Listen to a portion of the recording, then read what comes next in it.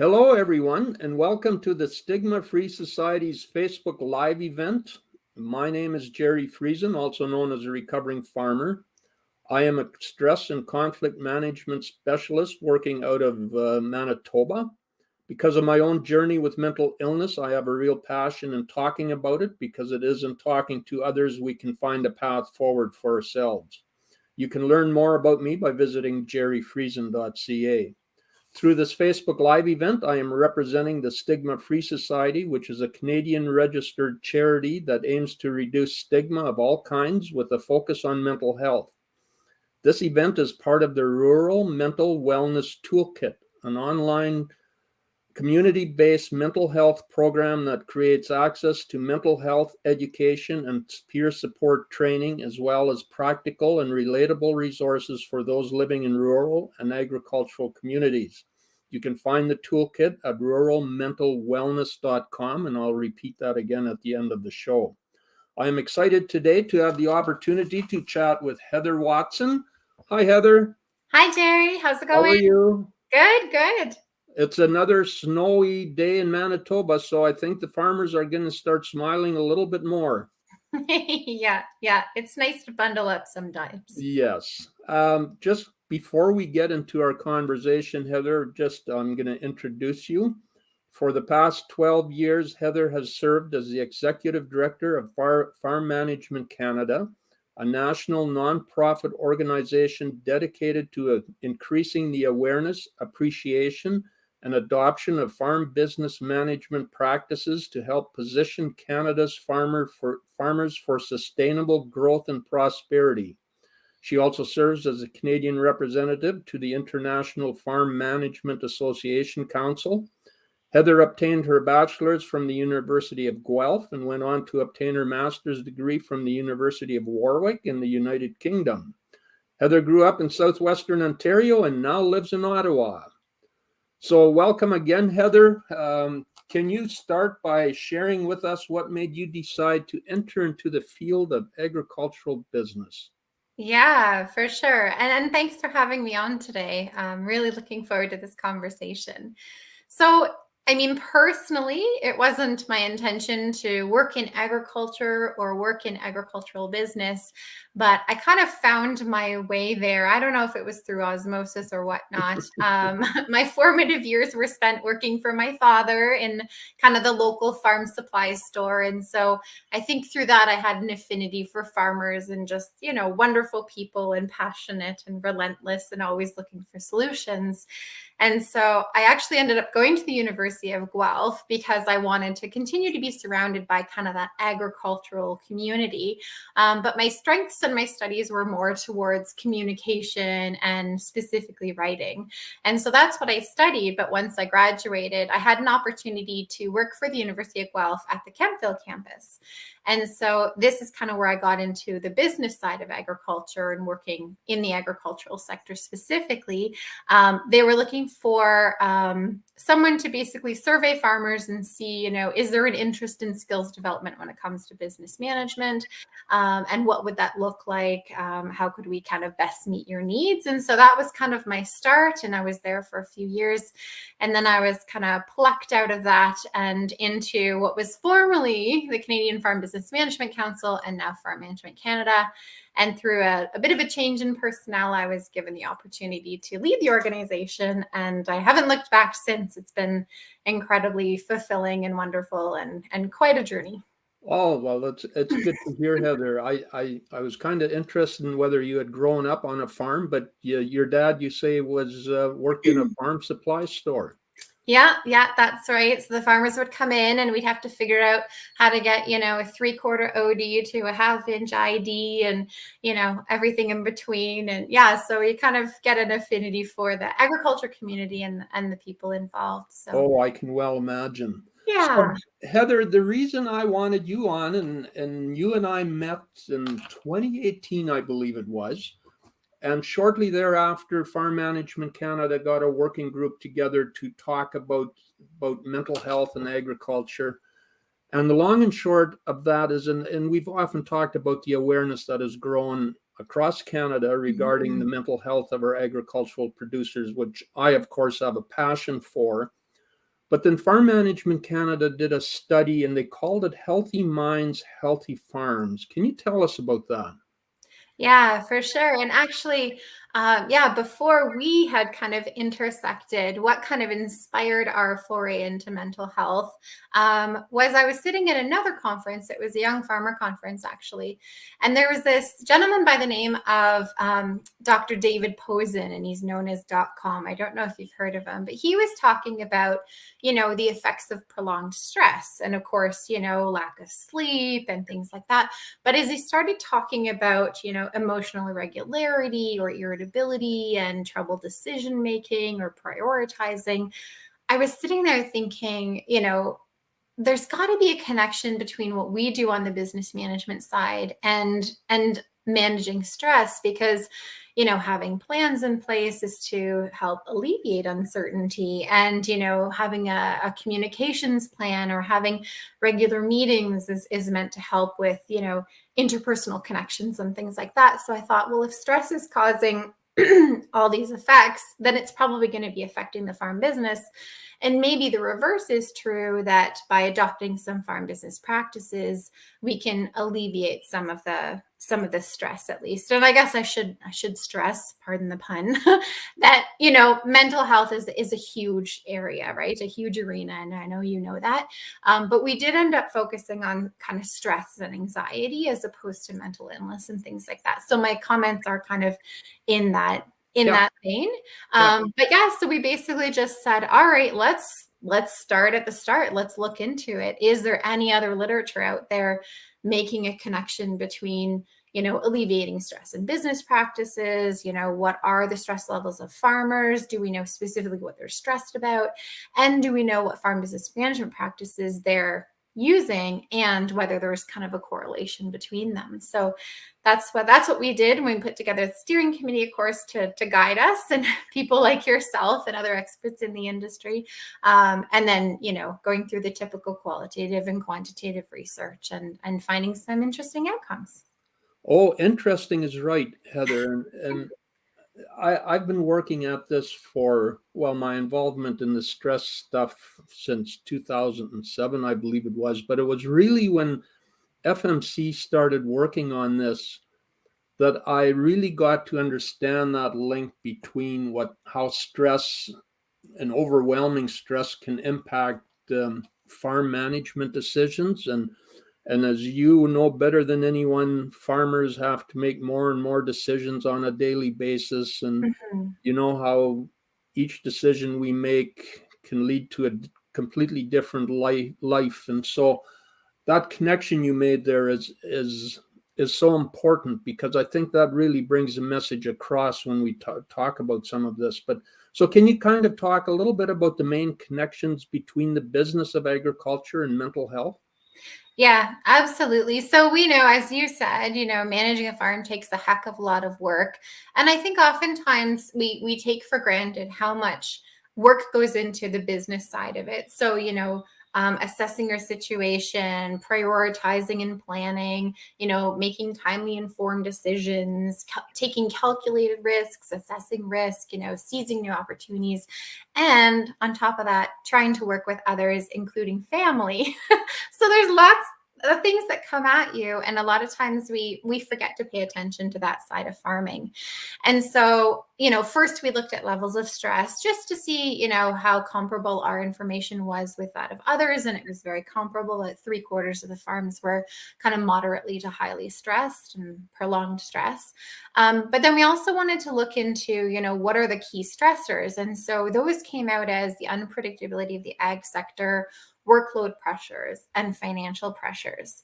And so from that, we kind of get this sense of, it has a lot to do with uncertainty and risk, and the feeling that, it's all just a little bit overwhelming, because what can you control? Yeah.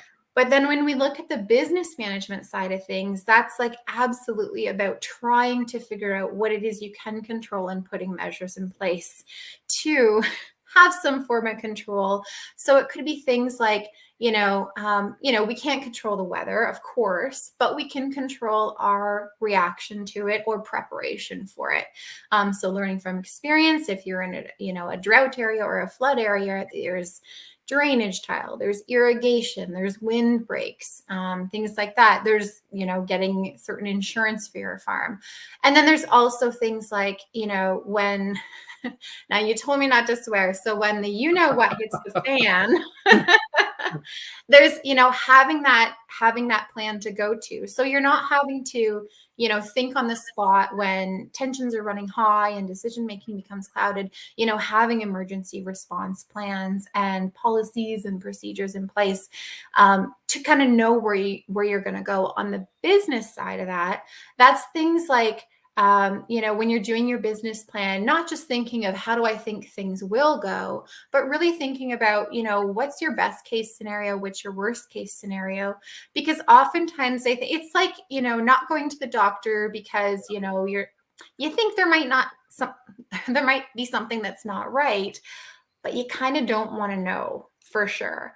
But knowing is really important. And we found in the results of our study that I know, I'm thinking of the stat in my head, but 88% of the farmers that responded to our studies, that was, what was it, over, I think, 1,200 farmers, reported that following a written business plan helped generate greater peace of mind. So they felt by having a plan in place, they were kind of, less in the unknown about what could happen.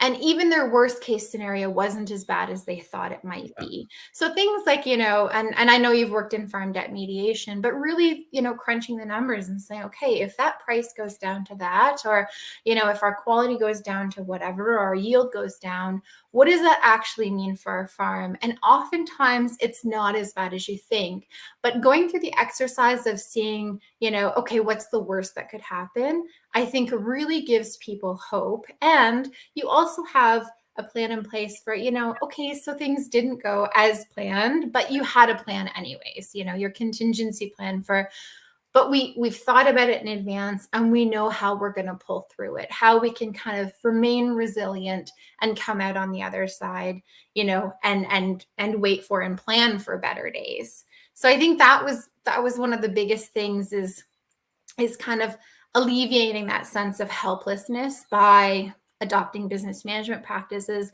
And the other thing we saw was, business planning was a huge thing for sure in everything that it encompasses, but also those that did, the business planning, so the basic practices, were also more likely to adopt other management practices such as budgeting, assessing risk, transition planning, communicating the vision of the farm with others, and, kind of all those other best practices we always like to talk about.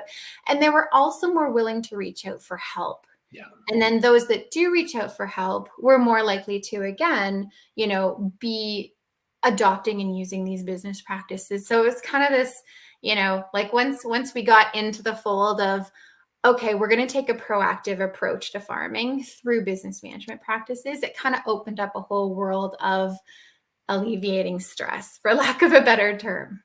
Well, and I like what you say, and I've talked about this a lot too, is we're better off knowing what's going on rather than not knowing and just worrying about it, right? And I had that experience with one farmer in particular who didn't want to open some envelopes because he was concerned of, worried. And he had been worrying about this for 2 weeks.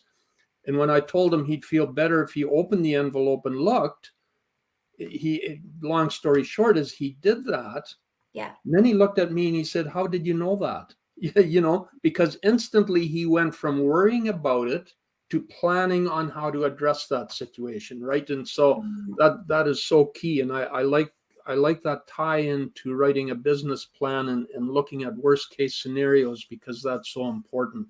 And I think as well, I know this isn't kind of a business planning session, but like one of the huge values that I see in writing the plan down is that now it becomes, a team exercise. So you can open up, your plan and your vision to others and understand, what they're looking for in the future. So you kind of get an idea of the future of the farm and everyone's role within it. And I think, having that family support structure and team support structure, because I know there's not always just family on the farm, but is hugely helpful. You can kind of, pick each other up when you're feeling down, and, help each other through a bad time and understand, kind of the greater good for what you're doing.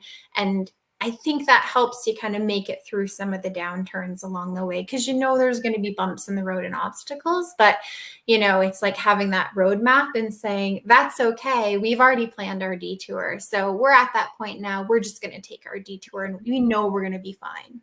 Yeah, it's a matter again, and I often again talk to people about verbalizing what's going on in our heads. Yes. And you're taking it one step further and say, write it down, make it part of a business plan, because when you do that, again, like you say, it's on paper, and so you have that guide to follow, which again will alleviate a lot of stress and a lot of worry in people's minds. Yep, absolutely. So you've talked a lot about the farm business management piece of this, things that farmers can control, like decision making, the information they get to make those decisions. How about things they can't control, like the weather? And we've seen a lot of that in Canada, across Canada in the last year, with drought and floods and potato warts and excessive moisture in some areas, like the whole gambit. How does that fit into what you've been talking about? I mean, what we like to do is, the business plan is really like, I don't know. I don't even know what adjective to give it, but it really does encompass everything. It gives you a comprehensive approach to running and managing the farm. And so within that process, we would typically do a risk assessment. And so with a risk assessment, which again can be a little bit painful to go through, because you're like, oh, doom and gloom, like all these things could happen. But again, it gives you a realistic idea of what's actually, possible or feasible, or what you would do if it happened. So for example, we have this tool called AgriShield, and we have this program right now funded through the agri-risk initiatives, where we're providing, comprehensive risk management training for farmers and advisors too. But basically we're taking you through, the people, the finance, the strategy, the politics and public trust, the production, and the market side of managing the farm, and all the risks that can come up in those scenarios, including personal health and wellness, as well as that of the farm team and of the family. But, going through an exercise where you can identify, okay, here's the risks that could take place on the farm, like whether it's weather or or prices, etc.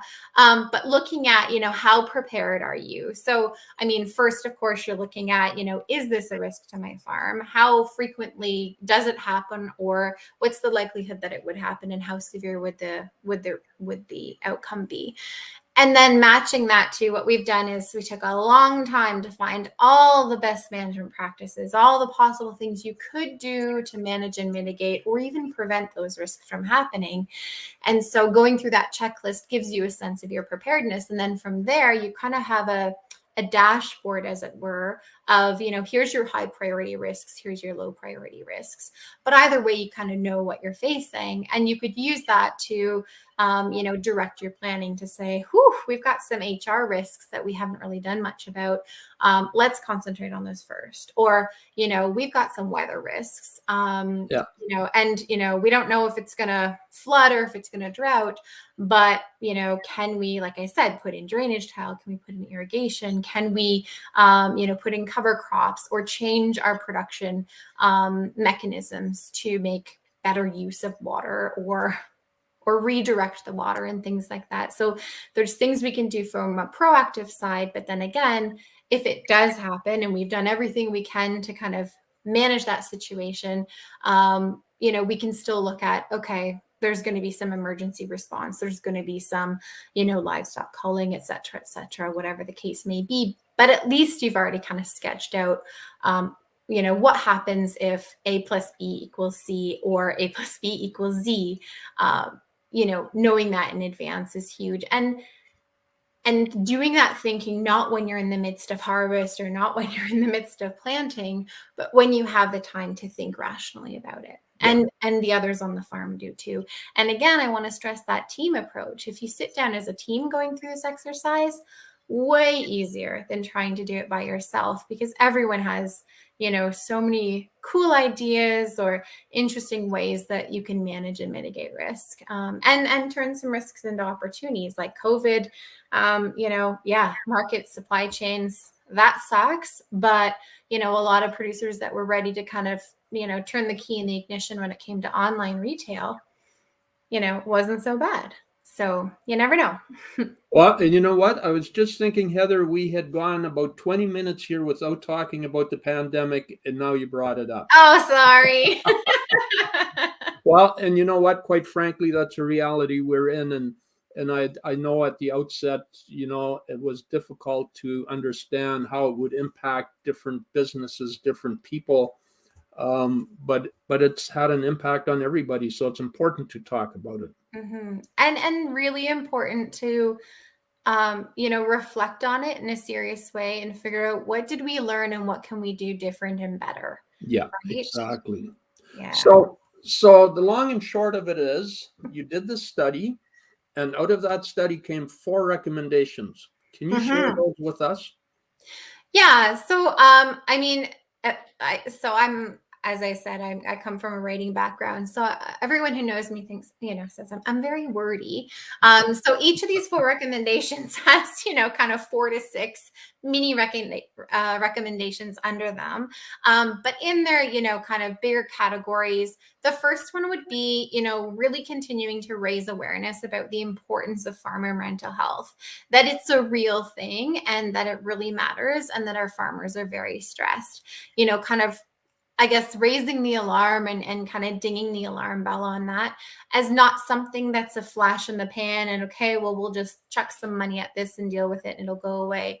But really that this is a mainstay, and it has been for a long time. And thank goodness it's getting the attention that it's getting now, because, it needs the attention now and going forward. So, raising awareness of the importance is number 1. Number 2 would be supporting mental health literacy for farmers and those supporting farmers. So we've seen, various programs in terms of mental health first aid, or, programs like In the Know that are helping. The first recommendation was raising awareness that this is even an issue. And now we need to support talking about it and kind of normalizing it, that mental health is a thing that affects everyone. Farmers are not excluded from this, but they're also affected in unique ways. And the way that we talk about it and the examples we use, something that came out of the study, and especially from the focus groups, and I mean, this probably comes as no surprise to you, was that, the mental health services really need to have a knowledge of agriculture. So they really kind of need to have that street credit. And that's where mental health literacy comes in, not just on the side of mental health, but also agricultural literacy in a way, right? Yeah. Like equipping those mental health resources that are already there with knowledge of agriculture, so that they can understand that some solutions might need to be modified, and there might be new opportunities and new solutions, because we're talking specifically about farmers who are in a very unique context. Yeah, exactly. And then rolling on ahead, number 3 is kind of, I guess, our bread and butter would be, delivering business management advice, tools, training that focuses on managing risk and being prepared. So, oftentimes we talk about business planning. Business planning is so important, but that's kind of a there and then thought.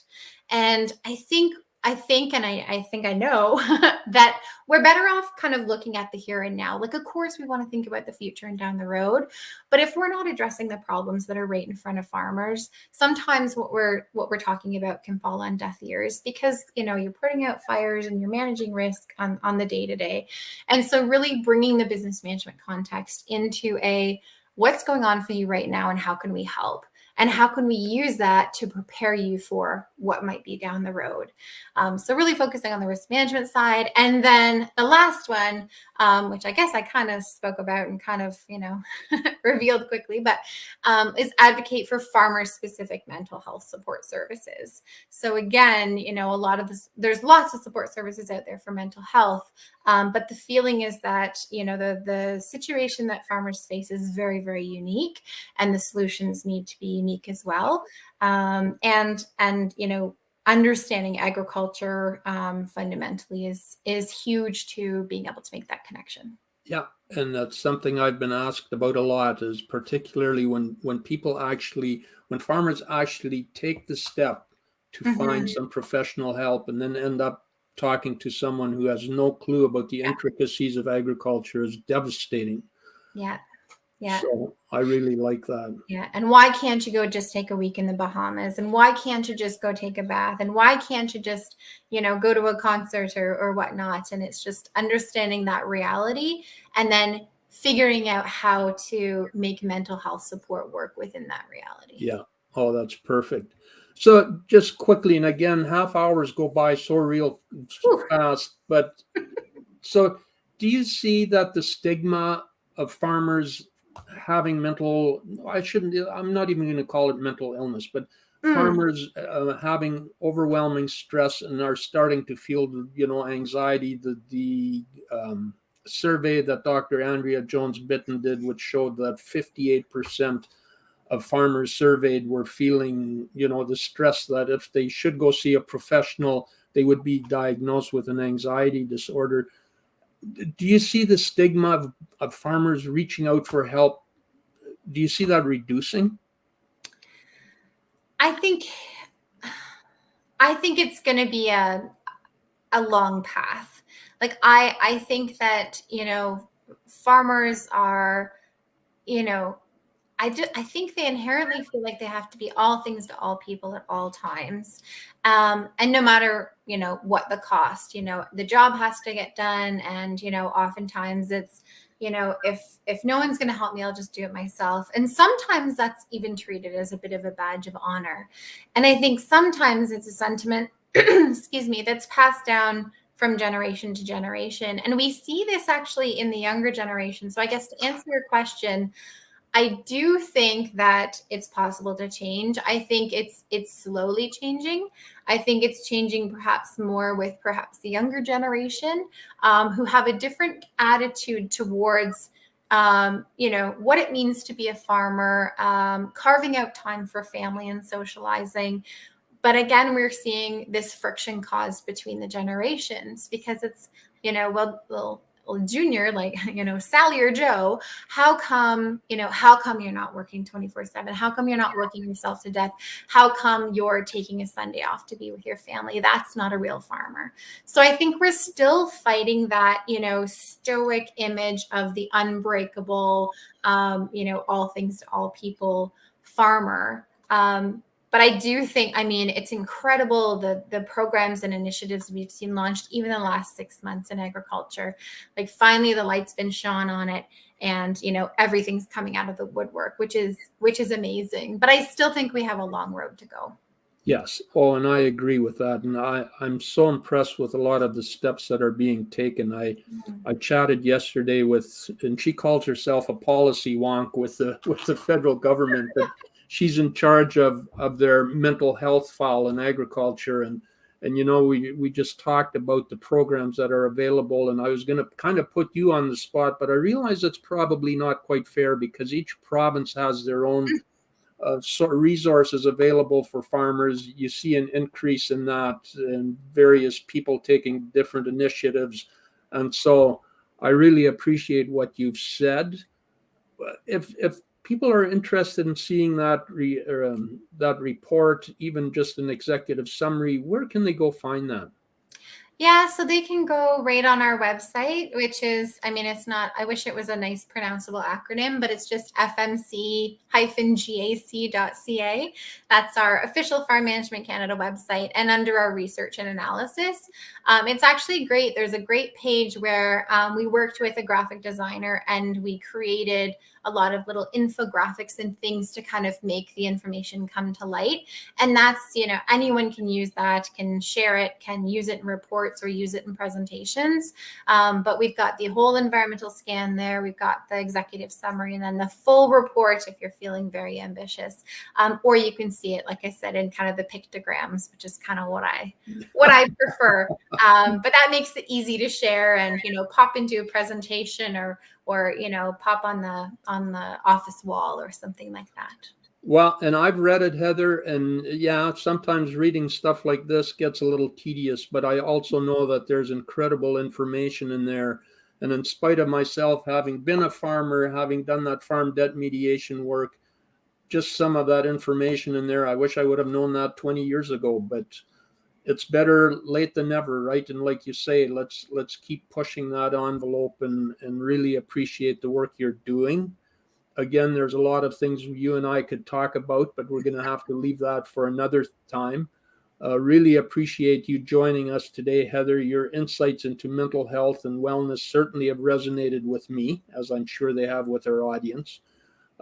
So I just want people out there watching this, rural communities, agricultural producers, to know that it's okay not to be okay, and it's okay to reach out for help. Because I'll tell you, there is a benefit to that. So thanks again, Heather. If people that are watching or you want to share this with other people, you can go to ruralmentalwellness.com and check out this interview along with others. So until next time, stay well. And thanks again, Heather. Thanks so much, Gerry. And thanks everyone for watching. Alrighty.